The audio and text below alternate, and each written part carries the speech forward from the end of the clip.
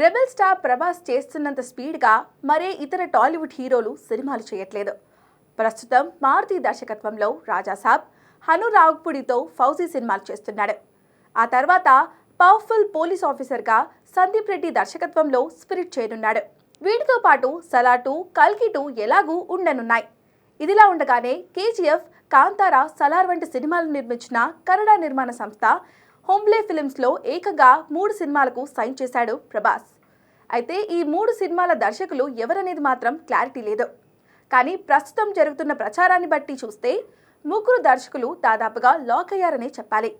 సలార్ 2 సినిమాను హోమ్లే సంస్థనే నిర్మిస్తున్నప్పటికీ ప్రభాస్, ప్రశాంత్ నీల్ కాంబినేషన్లో మరో సినిమా చేసే ఛాన్స్ ఉందని అంటున్నారు. ఇక హనుమాన్ దర్శకుడు ప్రశాంత్ వర్మతో ప్రభాస్ ఓ సినిమాకు ఓకే చెప్పినట్లుగా వార్తలు వినిపిస్తున్నాయి. బ్రహ్మరాక్షస్గా రానున్న ఈ సినిమాను హోమ్లీ ఫిలిమ్స్ నిర్మించనున్నట్లుగా తెలుస్తోంది. ఇక మరో సినిమా వచ్చేసి లోకేష్ కనకరాజ్ ప్రాజెక్ట్ అని అంటున్నారు. ప్రభాస్, లోకేష్ కాంబినేషన్లో ఓ సినిమా రాబోతుంది.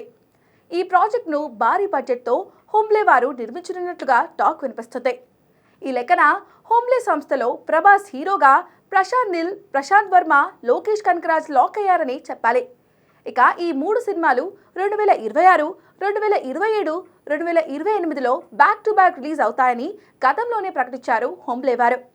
ఏదేమైనా ఒకసారి డార్లింగ్ చేస్తున్న సినిమాలను పరిశీలిస్తే టాలీవుడ్కు ధీటుగా సొంతంగా ప్రభాస్ ఒక ఫిల్మ్ ఫ్యాక్టరీ నడుపుతున్నట్లు అనిపిస్తుంది.